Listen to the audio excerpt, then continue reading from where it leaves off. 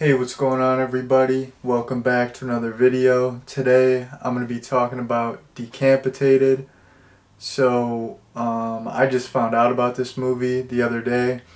I was browsing Tubi and I saw the title, I saw the cover, it piqued my interest. I was like, hey, this looks like a fun summer themed slasher. And then I kind of read the plot synopsis and looked into the movie a little bit more, and I was like, you know what, this seems kind of lame. I don't want to check it out.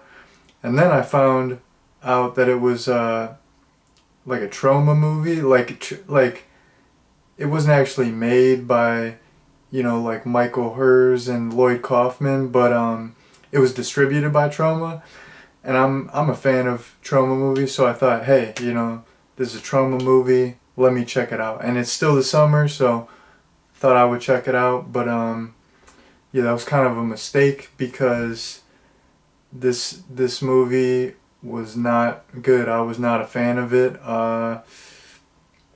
There was really like not too much that I liked about it. The kills were not great. It was trying to be a horror comedy.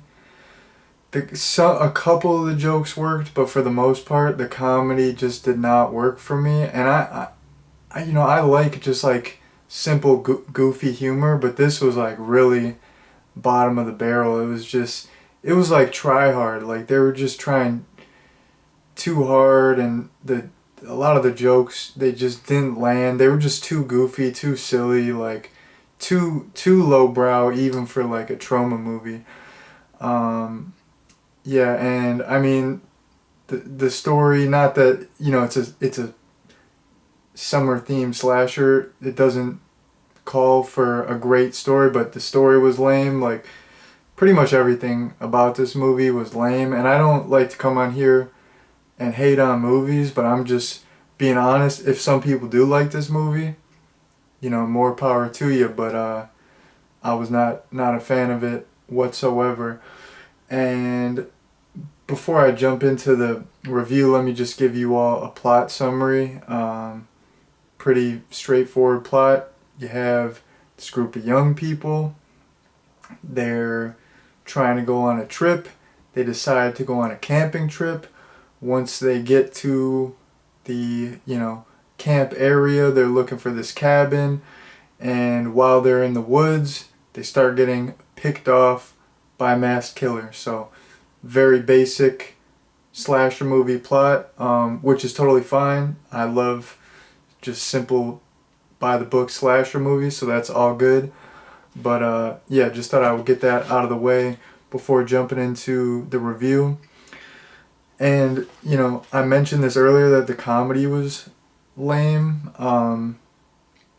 It and the thing is, from my experience, I haven't watched a ton of trauma movies, but the ones that I have watched and the ones that I enjoy the most have really, really like dark humor, and it's kind of like what would you call it? I would say very raunchy humor. Like they kind of mess with like taboo stuff, like stuff you're not supposed to really joke about. This had a little tiny bit of that, but it didn't really have that much dark humor, which is what I look for in a trauma movie.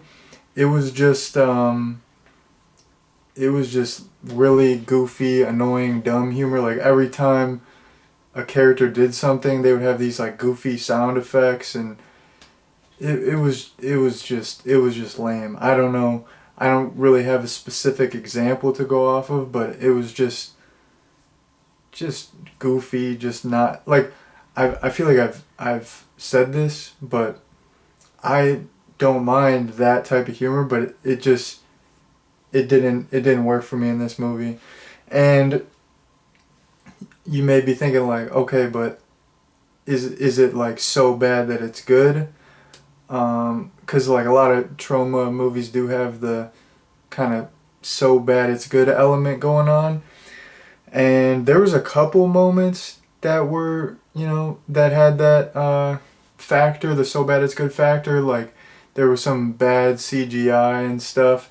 Like at one point, the killer's like holding this one guy's head, and it's like a CGI head with like a green screen or something, and he's supposed to be like a ventriloquist with the head, and like in the opening scene, the killer's like shooting a sniper rifle, and you see like the CGI bullet in the air, like some stuff like that kind of had like a so bad it's good factor going on. But this movie was like trying to be like cheesy and campy, and I mean, I feel like everyone already knows this, but you can't you can't try to be like intentionally bad or intentionally campy.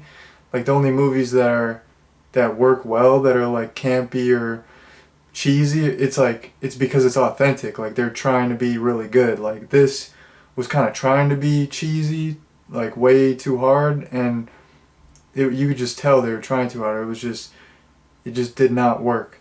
But I'm gonna get back into the trauma stuff. So, like I said, it wasn't like, it's not a true trauma movie. Like you didn't have all the trauma people behind it. It was just distributed by them, and for the most part, I haven't seen too many of the movies that are just distributed by trauma. A lot of the trauma movies that I've seen are the famous big trauma movies like Class of Nukem High, Toxic Avenger, uh, Tromeo and Juliet, Sergeant Kabuki Man, stuff like that. The only other trauma movie that's just distributed by them that I've seen that I can think of is Bloodhook, which is also a summer slasher. It's about this fishing tournament and all these people get killed with a fishing hook. That movie's awesome. That's like a super underrated movie. But yeah, I don't have a lot of experience with these movies that are just distributed by trauma, but I don't know. It doesn't stack up with like the trauma classics. Like it doesn't stack up with, you know, the Toxic Avenger, Class of Nukem High. I don't even like the first Toxic Avenger that much, but Toxic Avenger 4 is like one of my favorite trauma movies. So it doesn't stack up with some of my faves. Yeah, so I don't have that much to say about this movie. I pretty much went through all of my notes. I didn't have too many notes. I'm gonna go through a couple positives. I only have a couple, but I thought, I don't want to be a negative Nancy on here, so I thought, might as well, go over a couple positives. So one sequence that I really liked is there was this kind of nerdy character, and he gets his throat slit, and he's like, before he gets his throat slit, he was in this tent with this girl, and he like comes back in, and like, of course he's got like blood squirting everywhere, blah blah blah.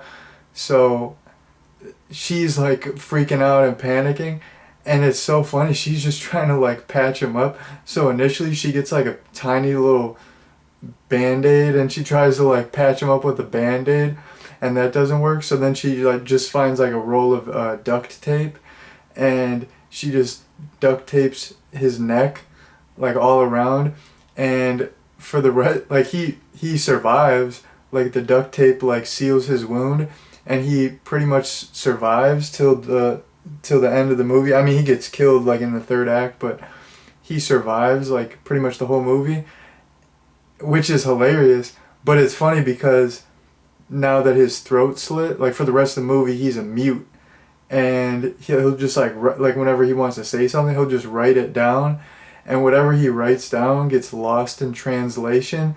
And like the characters that are trying to read what he's writing, they always say like some funny sexual thing, like instead of what he was actually trying to say.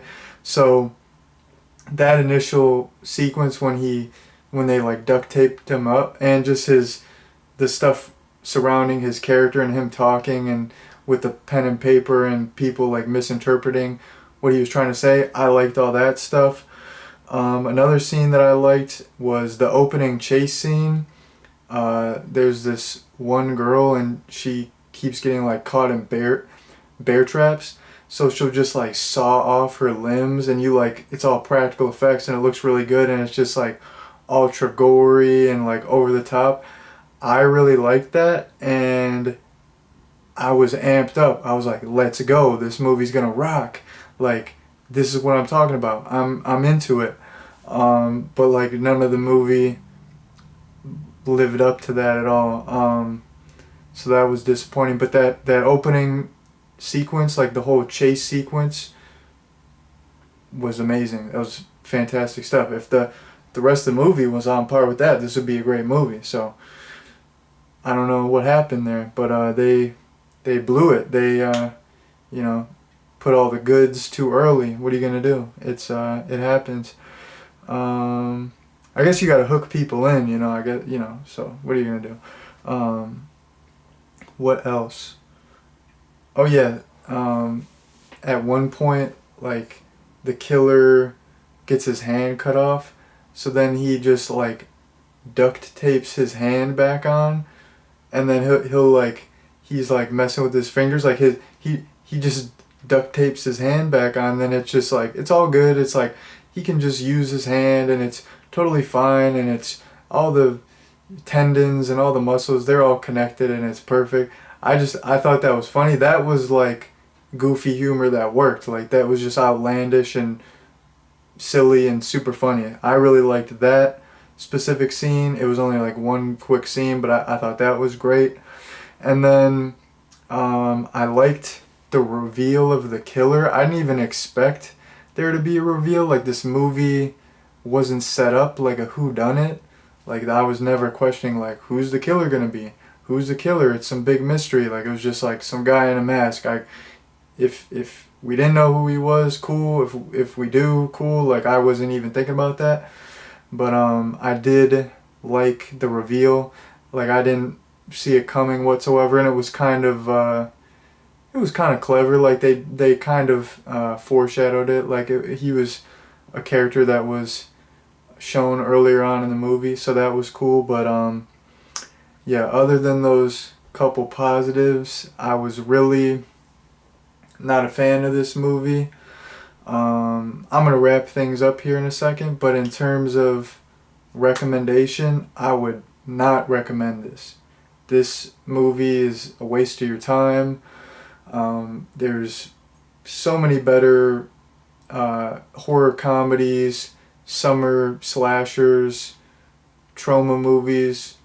This movie is it's not it. It's not it was not doing it for me. So yeah, I would not recommend it. But with that being said, that's all I have to say. So thank you very much for watching, and peace out.